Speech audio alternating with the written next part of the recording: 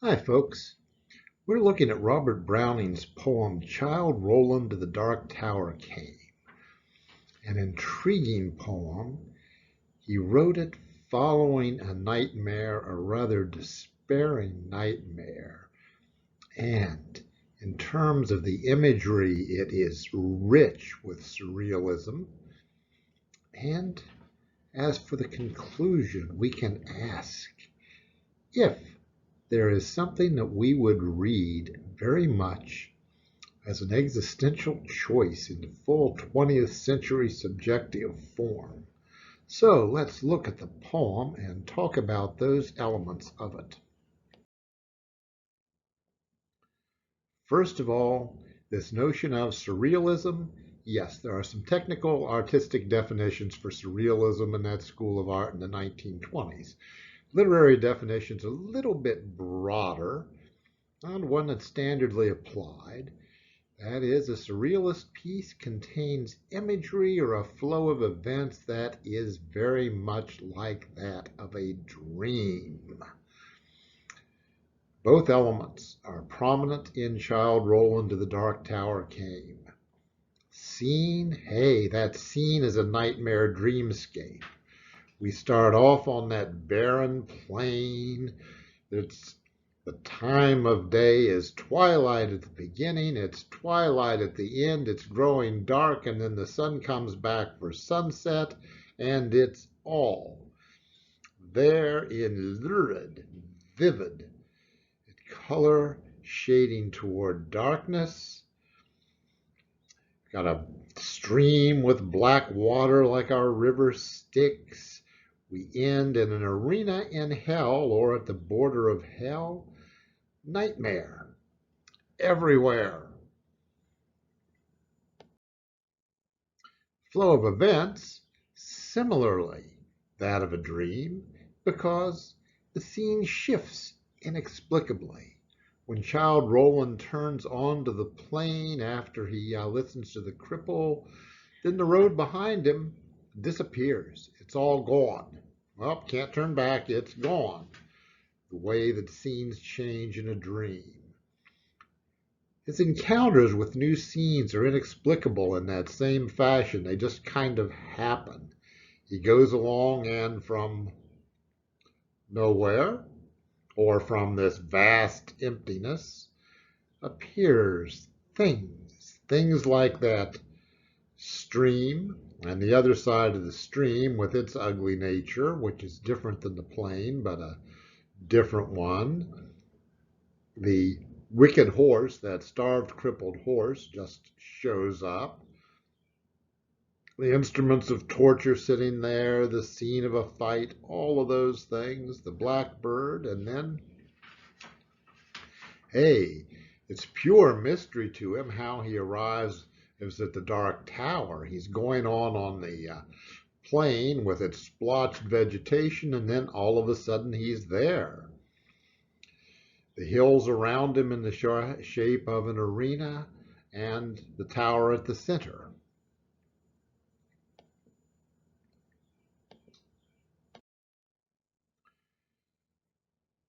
Now then, we get to substance, and we find there are two available interpretations of the nightmare.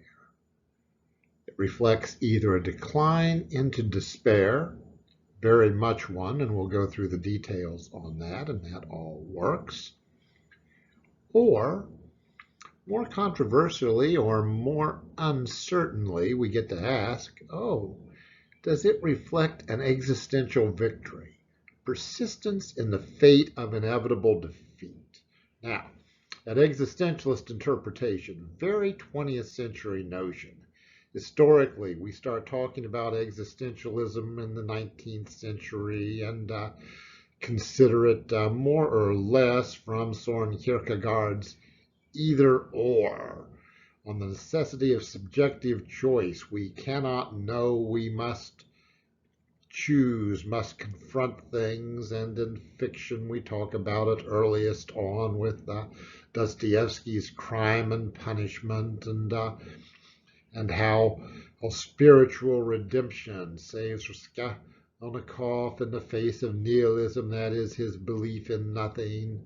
And these are both very, very, 19th century notions moving toward the 20th, fringe notions. Neither are items that Browning would have worked with. At the same time, though, we talk about, or can find on the other side of the puddle from Melville, from the opening chapters of Moby Dick, Ishmael in a state of existential despair and such. So we have that, and in the resolution we have grounds to compare Childe Roland's persistence at the very end to the kind of thing that Albert Camus would term heroism with his 20th century myth of Sisyphus. Now let's go to the despair interpretation for a moment and work our way through it. Dark Tower, you've got canvas notes. You have canvas notes on the poem and its background, folks. But a dark tower, archetypally, that's the place of ruin, the day of reckoning. And our Childe Roland, when the poem starts, he's been on a long quest, still referred to as a child. That is incipient knight rather than a knight who has not been to battle, but he seems to have been on this quest forever. He is, when he confronts the cripple and turns off onto that road to the end, cheerful that some end might be, even though he knows it's defeat. We get the descriptions out of his past, and his fellows fell prey to temptation. The ones that are named, one of them was a traitor, the other one some disgrace, probably also a traitor. He's in this hopeless, empty plain, this land of perpetual twilight, and all the ugliness of this scenery. Gee, is the world that ugly, or is he that ugly? Is it out of his mind, out of his eyes, where everything he sees is bleak and empty? We think that so much about that poor horse. The horse must be wicked to deserve such pain. Is that a reflection of Childe Roland? Is he looking at his despair, his pain, saying, I must be wicked, I must be guilty, otherwise I would not be going through this trudging through this horrible, barren landscape. I deserve it. And then we get to the end, and he has made his way to the gates of hell, because that arena which shows up, is it the gates of hell or in hell? Because the sun comes back to show the scene as a sheet of flame, like hell. The others in the band, well, they're all in hell because they all died, failures. They've returned to watch his last confrontation. Whatever is in that tower, hey, confrontation with it, there is no chance of victory. Welcome to hell. Welcome to the culmination of despair. Welcome to the end. So, he's on the doorsteps of hell. How does this become an existential victory? Well, what is an existential victory? And the answer to that is yes. He goes through all of this exactly as described, that journey of despair. Now, what we must do, as we think about the poem and Childe Roland in it, is to say, was his original quest worthwhile, noble, important? Imagine at least a shred of virtue in it. Think about his persistence. All about him have fallen. He is the last one, and now relieved that some end might be, he continues trudging toward that end. uncompromised, following this barren path alone. He cannot turn from it, but he willingly turned onto it. Goes forward, endless pain, and then, on the doorsteps of hell, the arena, he can raise his horn and blow the challenge. Face this undefeatable demon. Steel himself, willingly brave the fires of hell, because that's all that can be ahead, the fires of hell.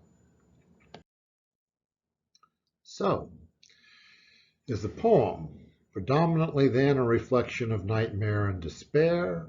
Well, Browning thought so.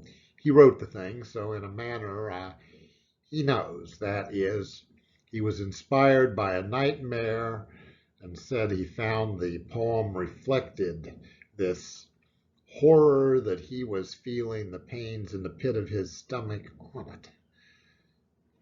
However, 20th century existential victory, the kind by Camus' design, comes complete with all of those pains. It requires that willingness to deliberately cross the doorsteps of hell, the persistence to continue on that impossible quest just because it is right. No hope of success, no external reward, nothing. One decides, because it is good and right and all things virtuous, one decides to go to hell. Ultimate self-sacrifice. So, is it a poem of guilt, hopelessness, and failure? Or is it a poem reflecting the only kind of victory that can be found in a fallen, ruined world? That choice, in the name of all that is moral and ethical, to go to hell. The latter is an existential reading. You get to decide, because I don't have an answer on this poem as to which way we should read it.